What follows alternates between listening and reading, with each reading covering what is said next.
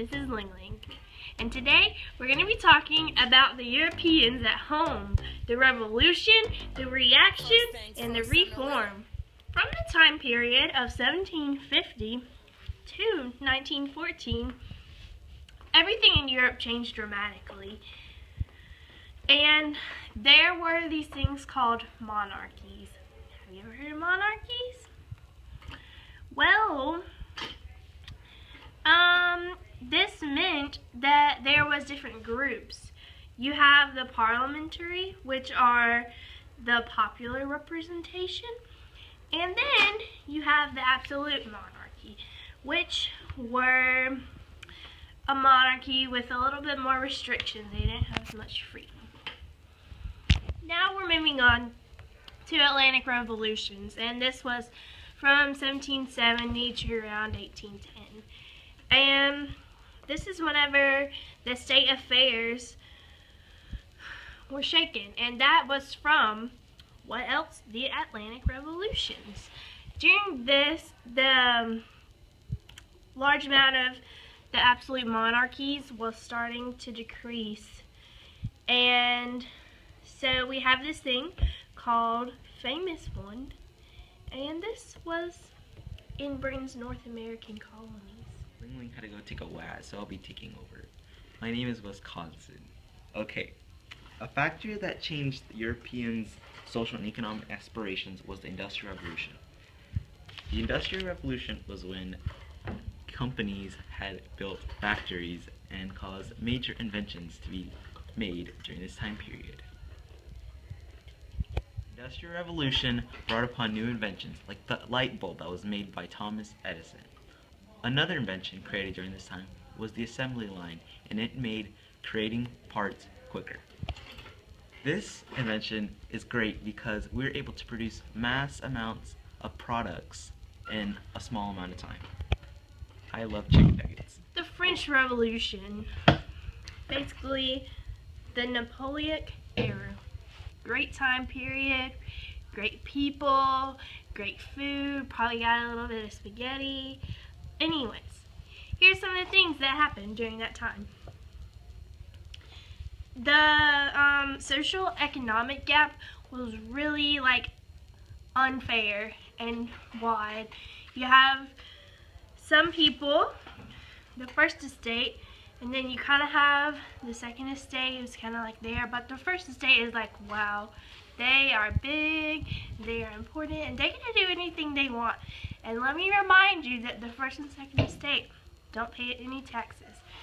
So now you got the third estate, and it's really unfair for them. They pay all the taxes, even though they probably don't even have as much money as the rest. They're just the ordinary ones. And yeah, so anyways, they had an unfair tax system. And the middle class, they were kind of treated unfair, but not as bad as the third estate. And then we're getting into the Enlightenment. We're introducing philosophers, and this is gonna start to bring us a little bit more of a fair government. The French Revolution, in the long run, came about because Louis the XVI, he couldn't solve their financial crisis, and when you don't have money, I cannot. He had all this money, but he was not pleasing the people. The people got very upset. They started to fight. Fight, fight, fight. There's a lot of death, and death is good. Louis liked death. He might like you. 1789, Louis XVI summoned the Estates General. And the Estates General is basically a national assembly of delegates from each state. And they formed to solve the financial crisis that he had created. They tried to solve the economical crisis and give more rights to the third estate. The Estates General came up with a declaration that states that the natural born rights of every man and citizen. It was called the Declaration of the Rights of Men and Citizens. This kind of spread the word that things were not fair and they weren't how they should be. So this made Louis XVI see that he did wrong and he was trying to fix it.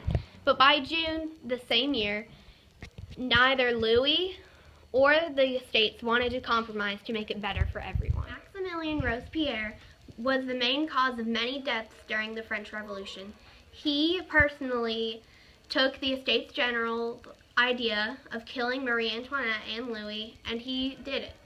This got rid of French monarchy in the France country forever. Of rights of man and citizens was not always correct. It was guided by the motto liberty, equality, and fraternity. This caused problems because it only applied to white Catholic adult males. Women were able to take part in this, and also slaves were not either. Didn't really solve the problems, but just made them worse. Louis XVI, encouraged by Marie Antoinette, decided to make the counter-revolution. And the counter-revolution is basically when a country is fearing that its citizens are going to follow the steps of the French, so they threaten them by saying they'll do war. After Napoleon was defeated, this thing called the Congress of Vienna and the Principle of Reaction was gathered to settle the peace. And they did a few things, which included redrawing the map of Europe, which was pretty important because they needed to know where everything was. And they also restored the pre-revolutionary governments, if it was possible, and that was in France too. So this gave us the agreements to preserve the diplomatic balance of power, and that was pretty important because without it, it was going to lead straight into war.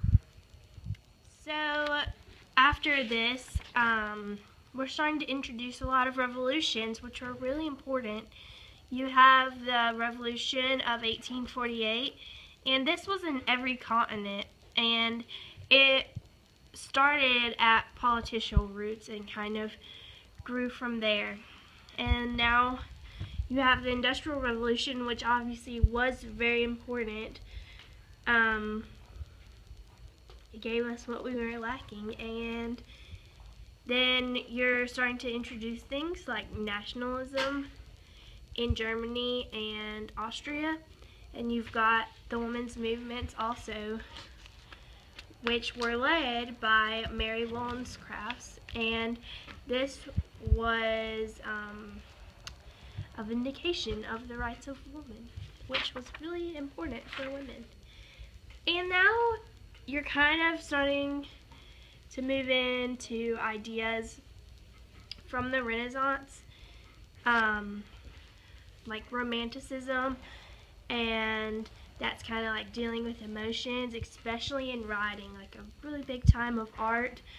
And Charles Darwin, he introduced natural selection in his book, The Origin of Species, which is really important. It gave us a lot of ideas about the earth, really. And even Albert Einstein, who we all know who he is, who introduced the theory of relativity, and Sigmund Freud, and he gave us ideas about dreams. So really during this time we learned a lot about humans and the earth, and really just humanity, I guess, in general. So overall, revolutions played a huge part in the overall shaping of the world.